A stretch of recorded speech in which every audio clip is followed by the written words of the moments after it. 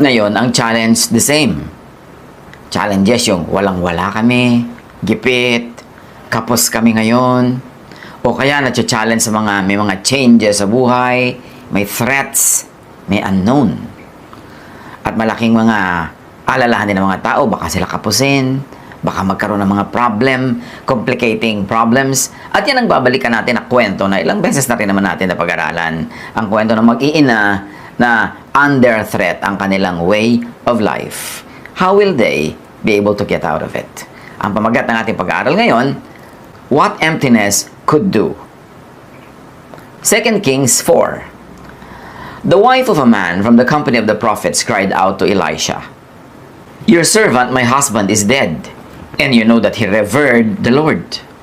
But now his creditor is coming to take my 2 boys as his slaves." Nightmare ng isang pamilya, mamatayan ang member. Tapos yung namatay pa yung padre de pamilya na breadwinner nila.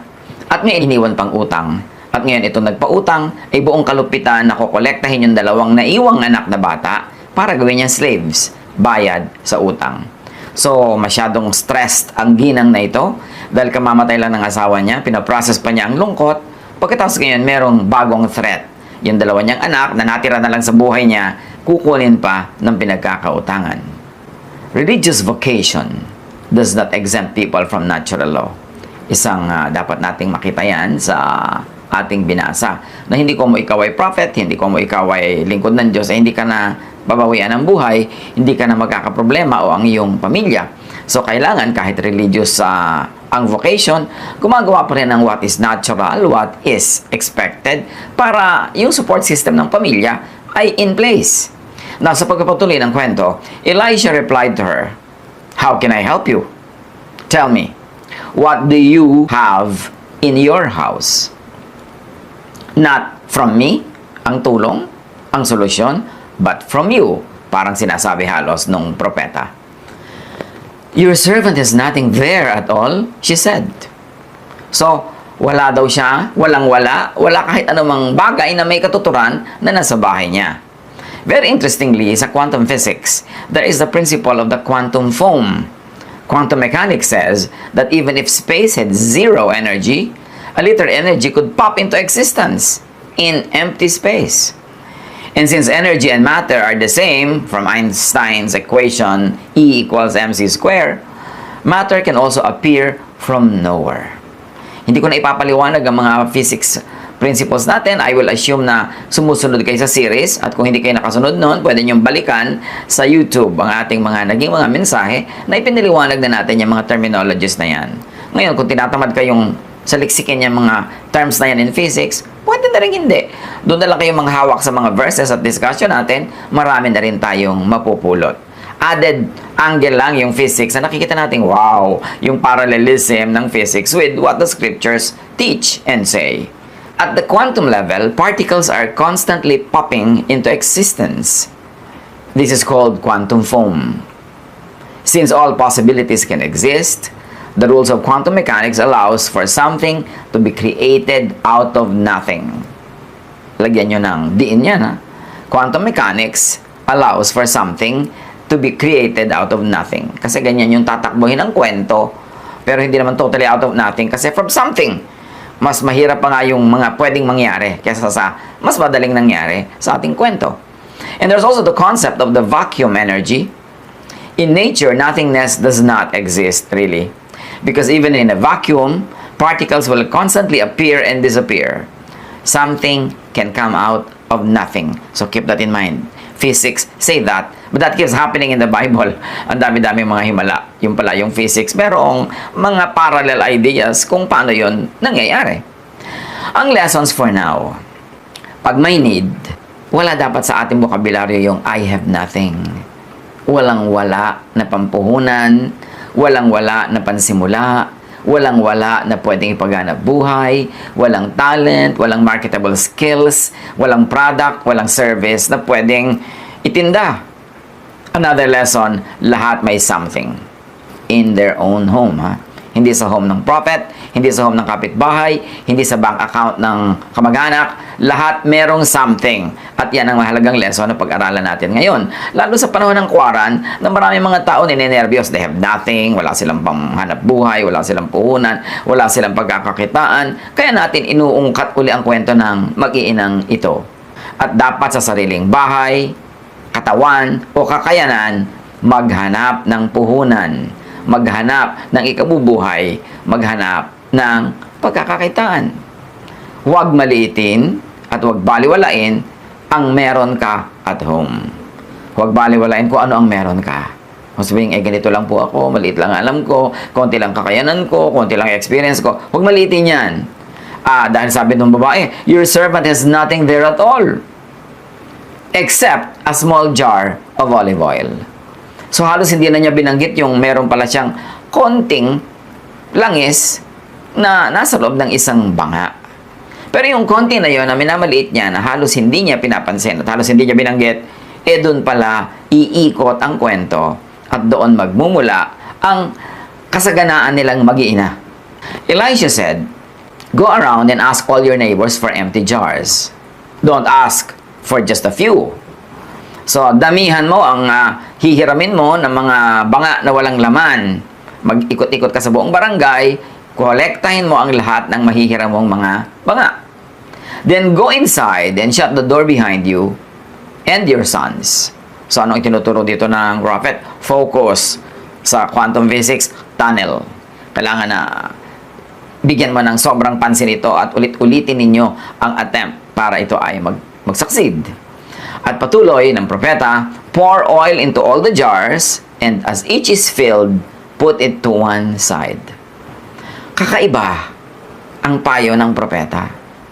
Hindi niya sabing, etong pera, pautangin kita, o pupunta ka doon kay kumare, umutang ka doon, o eto, bibigyan kita ng harina o bigas o something. Sabi niya, ano bang meron ka sa bahay mo? Walang-wala nga po kami, pero meron kaming konting langis. Ganitong gagawin mo. Sabi ko na, yung konting langis na yan, diyan ka magtuon ng pansin at ang iyong mga anak. Manghiram ka sa mga kapitbahay mo ng as many empty jars as possible. Pagkatapos, yung langis mong konti, isalin mo sa unang banga na walang laman. Mapupuno yun. Pag napuno na, lumipat ka ng salin sa susunod na banga. Mapupuno din yun. At pag napuno na, lumipat ka ng salin sa susunod na banga. She left him and shut the door behind her and her sons. They brought the jars to her, and she kept pouring. Nakita natin yung lesson dito that nothing can become something. Emptiness can get filled. At dito nga sa kwento, hindi pa natin may konting oil pa, pinarami. Hindi zero oil, Kaya, mas marami pang pwede mangyari beyond the story that we are discussing now. Buti nga dito, may something pa Meron namang posible na talagang nating ang pinanggalingan. And even quantum physics tell us that it can happen.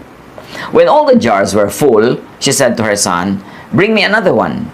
But he replied, there is not a jar left.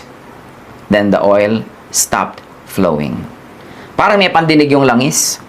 Habang may mga wala pang laman na banga na pwedeng lipatan at punuin, sige lang ang daloy ng oil. Pero nung narinig ng oil na sabi nung anak, wala na po tayong empty jar, tumigil na siya sa pag-flow. Bakit nga siya tutuloy mag-flow? Di natapon lang siya. So, verse 7, she went and told the man of God, and he said, go, sell the oil and pay your debts, and your sons can live on what is left. Marami-rami rin na sila ay naipon na oil kasi pag ibinenta nila, mababayaran nila yung utang. Pagkatapos hindi lang yon, pwede pa silang merong ikabuhay sa matagal na panahon. Maaaring hanggang lumaki yung mga batang yan at magkaroon na ng mga sariling hanap buhay. Another lesson, the oil stops flowing pag wala ng lalagyan. In extension, blessings stop coming pag wala ng ready lalagyan or recipients, which is the equivalent of faith and prayer. Pag wala ng faith, pag wala ng prayer, or pag wala at all na faith or prayer, walang oil na magfa-flow. Ngayon, kung nagfa-flow yung oil na yan, pero nawala na yung faith, natigil na yung prayer, natigil na yung expectation or observation, in physics terms, titigil na rin yung pag-flow, yung pagdaloy ng oil. Quantum physics tells us that all possibilities exist at the same time, and nothing definite exists until it is observed. As long as observation is being done, the particles stay at a definite state. When observation stops, the particles will go back to a wave of possibilities.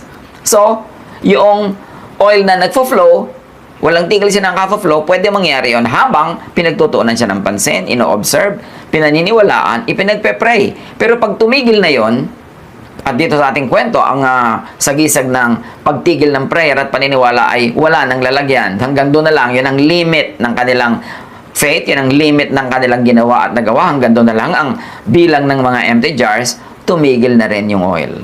So, pwede mong padaluyan yung oil na yan sa pamamagitan ng observation or prayer and faith. Pero pagka nagkulang na yon, ay pwede nang tumigil ang pag-flow. At kung ito ay merong mga hiwaga sa mga iba ngayon pa lamang sumasama sa atin sa ating pag-aaral ng mga ganitong salita during quarantine, review nyo yung ating last message na ask to receive. Dahil yan, ipinaliwanag natin yung buong konsepto ng how to pray and receive what you're praying for, at inilinya natin, pinaralel natin sa mga principles of quantum physics, at nakita natin na merong agreement. At dapat naman talaga mag-agree siyempre yung physics sa scripture.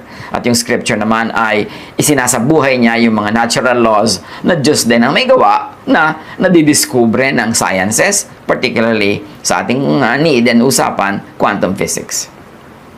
Lesson ng kwentong ito na pwedeng i-apply dito sa quarantine: be empty enough to get filled. Be empty enough to attract content from heaven. Remember, what attracted the oil to keep flowing? The empty jars. Nung napuno na lahat yung jar, wala nang pagsisidlan ng more oil, the oil stopped flowing. So have enough empty jars, and in our lives, in our hearts, in our minds, have enough emptiness for heaven to fill. Dapat hindi ka punong-puno ng ego. May space sa iyong heart ang Diyos para pwede kanyang punuin. Hindi ka punong-puno ng iyong sariling opinion, ng tigas ng ulo. Hindi ka punong-puno ng mga paglabag mo sa kalooban ng Diyos. Hindi ka punong-puno ng self, ng conceit, kundi may space, may emptiness. Then, the oil will flow into that empty space. The blessing of heaven, the blessing of God will flow into your life. Paano ka pupuntahan ng blessing kung punong-puno ka ng katamaran? Walang space. There must be emptiness for the oil to flow. Paano magpa-flow yung mga pangangailangan, yung mga kayamanan? Kung punong-puno ka ng mga excuses for not working hard. Kung punong-puno ka ng reklamo. Nirereklamo mo yung employer mo, nirereklamo mo yung negosyo mo, nirereklamo yung buhay. Punong-puno ng reklamo, so walang space para ka magkaroon ng oil.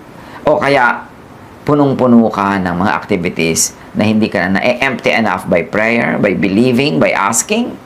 Pwedeng punong-puno ka ng self-reliance. Pwedeng punong-puno ng self-independence from the Lord and from other people. So, tumitigil yung pagdaloy ng oil. Sa ganito mga panahon, marami yung mga tulad ng balo na yan na ninenervyos, na stress, threatened na mawala ng ganito, mawala ng ganon, at magutom, mawala ng ikabubuhay. Let's learn from this story. Sabi ng prophet, what do you have at home? Huwag kang maghanap kung saan-saan. Look into yourself. Look into the talents that God had given you. Look into your skills, your training, your life. Because your entire life could have been a training for this particular need now. So, titingnan mo, anong meron ako, anong alam ko, anong kaya ko, at huwag mong mamaliitin yon. Kasi yung minamaliit ng babaeng ito na konti niyang oil, doon ang galing ang napakarami nilang naging kabuhayan. Sa classical physics, merong tinatawag na first law of thermodynamics, and that is thermal equilibrium. Nag-equalize ang init at lamig sa isang particular place. Energy will flow from one matter to another and will not stop until all matter in that system has the same amount of energy. Halimbawa, merong glass of hot water inside the room. Yung energy, yung heat ng hot water na yan will flow out of the water into the environment until it is of the same temperature as the room. Diba? Pag meron ka mainit na kape, dinala mo sa isang malamig na kwarto, given time na hindi mo ininom agad, lalamig.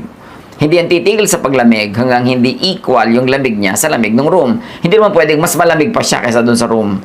Mag-i-equalize yan. Kahit baligtarin mo yan, malamig halimbawa ang tubig, dalhin mo sa isang mainit na lugar, iinit din yun.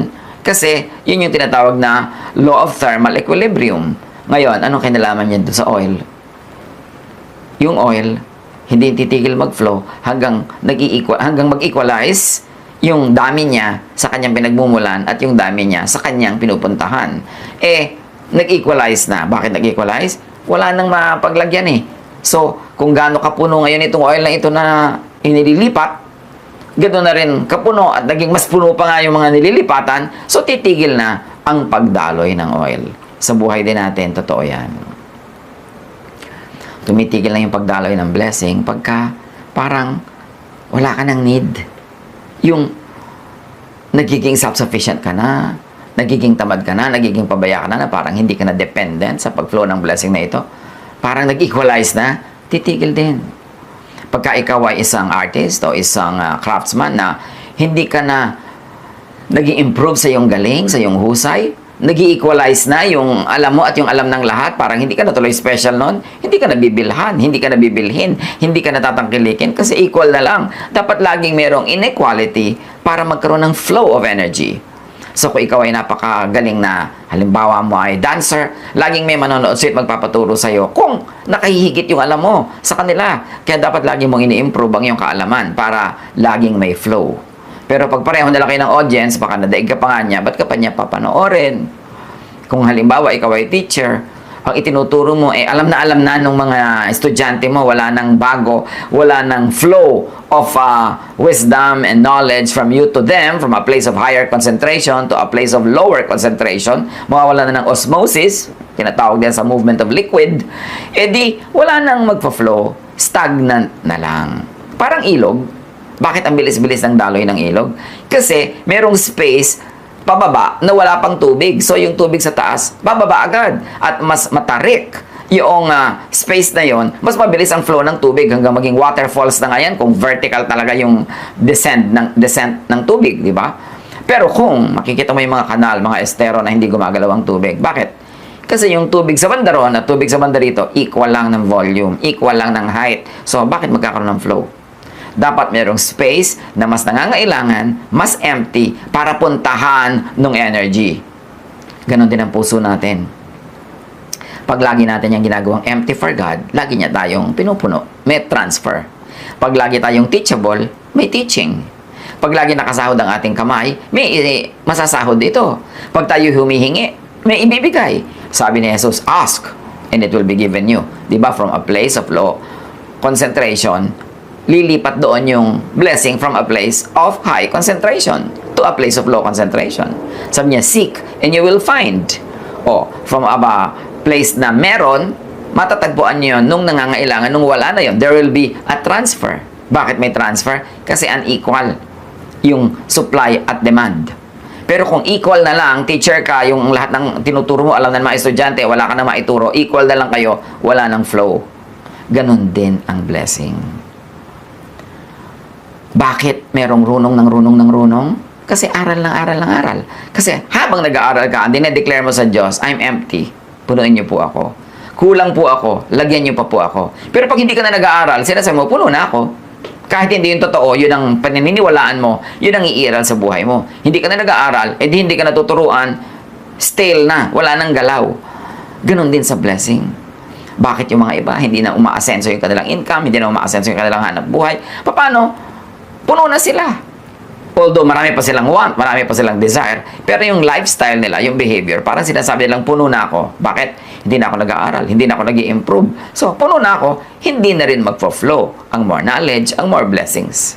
Natutunan natin sa kwentong ito, sa kasaganaan, hindi issue ang nothingness na excuse ng marami. Hindi issue ang supply. Hindi issue ang willingness and capacity of God to give. Kasi hindi naman titigil yung oil na yon kung meron palang empty na pwedeng lipatan eh. Ang issue, capacity ng tao to receive. Yun ang tunay na issue. What we receive is not limited by God's capacity to give, but by our capacity to receive. Habang marami, lagi naman silang wanting, needing, asking. So, akala mo, mayroon silang capacity to receive. Pero sa salita lang yon, sa salita lang ng prayer. Pero sa lifestyle, they behave as if they don't need God. They don't want anymore. They cannot take anymore.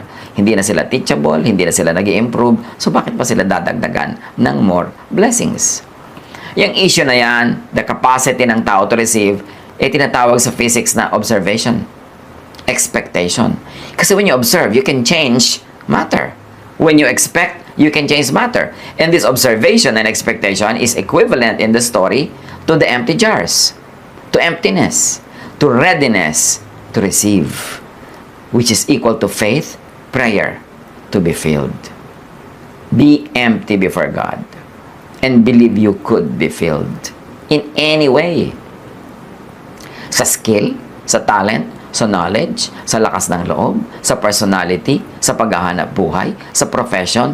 Always empty yourself before God para yung oil mag-flow into your emptiness. Pero kung ang behavior mo parang puno ka na, hindi ka nalilipatan ng oil galing sa Diyos. And pray. Believe you have been filled already and act and live like you have been filled already. Yan ang itinuturo ni Jesus na prinsipyo ng pananalangin na tumatanggap. Mark 11:24, therefore I tell you, sabi ni Jesus, whatever you ask for in prayer, believe that you have received it, and it will be yours. Itong babae, sabi ng propeta sa kanya, oh, may konti kang oil, ganitong gawin mo. Maghiram ka sa iyong mga kapitbahay ng maraming empty jars, at yung konting oil mo, isalin mo doon sa unang jar. Mapupuno yun. Pagkapuno nun, isalin mo pa sa susunod na jar. Pag napuno yun, isalin mo pa sa next, and next, and next. Alam nyo, she really already believed that she received that much oil. Kaya, nanghiram na siya ng mga jars. Sa utak niya, naniwala na siya na yung oil na marami, nandun na sa kanyang jar. Ang kailangan na lang niya pagsasalinan. Kasi kung hindi siya naniwala na nandun na yun, hindi siya manghihiram dahil kakapagod manghiram, nakakahiyaring manghiram, mga abala ka ng kapwa, baka mabasag mo pa yung banga nila, dadami pa yung utang mo na babayaran. Pero yung kanyang ginawa, na ginawa nga nilang nanghiram sila ng nanghiram ng empty jars, patunay yun, naniniwala siya na yes, nandun na yung sagot, nandun na yung oil na isasalin, kailangan na lang yung salinan. Kaya nga lang, at dangan nga lang ay konti lang o hindi sobrang dami ang nahiram nilang empty jars. Siguro wala naman talaga maraming empty jars yung mga kapitbahay. Hindi naman sila mayayaman. Konti lang gamit nila sa bahay. Pero ang point, naniwala siya. Kayo ba? Tayo ba? Naniniwala sa ipinagpe-pray natin? Sabi ni Jesus, pag nag-pray ka, paniwalaan mong natanggap mo na. At pag naniwala ka na, at nakumbinsi na ang langit na yes, naniwala ka nga, at ginawa mo yung ginagawa ng naniniwala, then, ibibigay na sa'yo yung tunay na material sagot. Pero hindi pwedeng nandyan na yung material na sagot bago ka maniwala. No, maniwala ka muna. Sasabihin ba, naniniwala naman po ako, baka sa salita lang. Pero yung action ba natin, yung lifestyle, yung values natin, are the actions and lifestyles and values of one who already received what is being asked for. Kasi kung talaga natanggap mo na isang bagay, maiiba ang iyong behavior. Mapapanatag ka na, tatahimik na ang iyong loob, magiging generous ka, magiging mabait ka, kasi masagana ka na eh.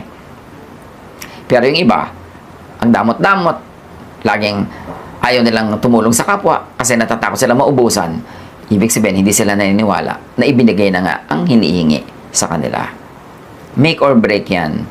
Yung believe that you have received it, and when you have believed, and heaven has seen that you have believed, and heaven has seen it in your lifestyle, in your words, in your action, in your habits, in your behavior, yun yung pray without ceasing. Yung ginagawa mo lahat prayer of faith.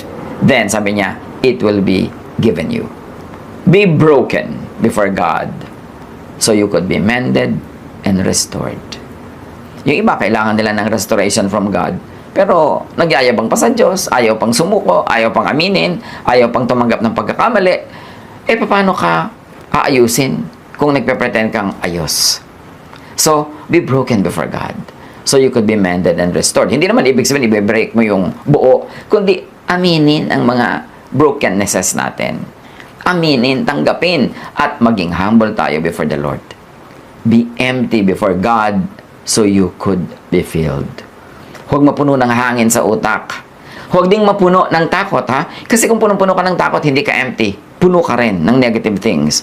Huwag kang mapuno ng duda. Huwag kang mapuno ng mga pangamba. Kasi kapunuan din yon. You have to be empty to be filled. Be a glass of hot water in a cold room so you could be cooled. With God's help and your hard work, organized work, your little oil could become much. Ngayong quarantine, ang tagal-tagal na rin naman, ano? Maraming challenged financially, challenged emotionally, challenged physically. Maraming challenges. Pero, kung tatanungin ka ng propeta, what do you have at home? Ano bang meron ka? Yan ang challenge na iiwan natin sa ating lahat. Sit down, count the blessings that God had given you, assess all the blessings that you have, lahat ng pwede mong gawing puhunan, pagkakitaan, gawin mong panghahawakan, titindigan, sasandalan, isipin mo lahat kasi hindi ka empty. Wala kang kaparapatang sabihin, I have nothing. Kasi nga, yung palang ay, ikaw na yun eh, meron na. So, hindi pwedeng nothing. Huwag nating exaggerate ang ating imagined poverty. Huwag nating exaggerate ang ating mga imagined wants. Kasi God is in us. And with God on our side, who could be against us? Greater is He that is in you than he that is in the world. So, hindi totoong anybody has nothing. We have a lot. You have that oil. And that oil could be multiplied when you do and act in faith. Borrow empty jars. Be empty enough. Have enough emptiness for God to fill. Ano ang kahulugan niya sa ating buhay? Pag bulay-bulayan natin at i-apply, kanya-kanyang isip, kanya-kanyang application. Nawa, maramdaman natin at maging totoo sa ating practical life yung kasaganaan na ipinangako ng Diyos. Hindi lang maging a little oil in a jar in a corner of our house, but that little oil flows into many empty jars, into our many prayers of faith, into our belief, into our unwavering claim that the promises of God are there for us to enjoy. Kung tayo nananalig, yung pananalig na yan, yung empty jar, pupunuin ng Lord ng flowing oil. At habang may emptiness ka, pupunuin niya yon. Remember, what we receive is determined not by the capacity of God to give, because God's capacity is unlimitless. It is determined by our capacity to receive, by our faith, by our emptiness. God bless us all.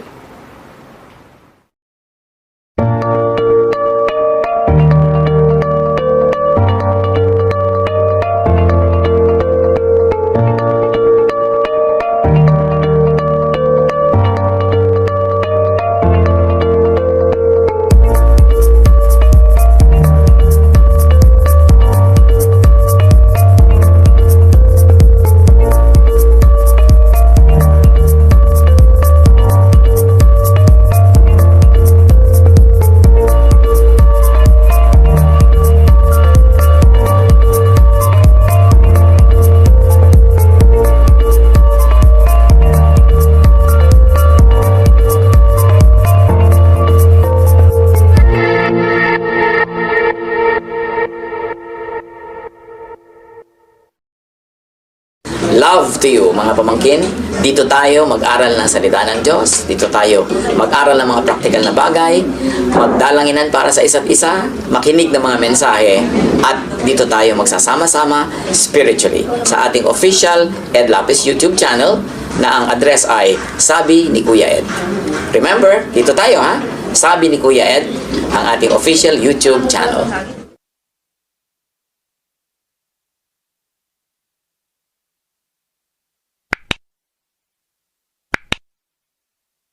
Do not forget to subscribe. Click the subscribe button and ring the bell for notification. Like, comment, and share our official YouTube channel. Visit Ed Lapis website for daily devotion, audio podcast, latest video message, send your prayer request, subscribe to mailing list and more. Visit edlapis.com.ph.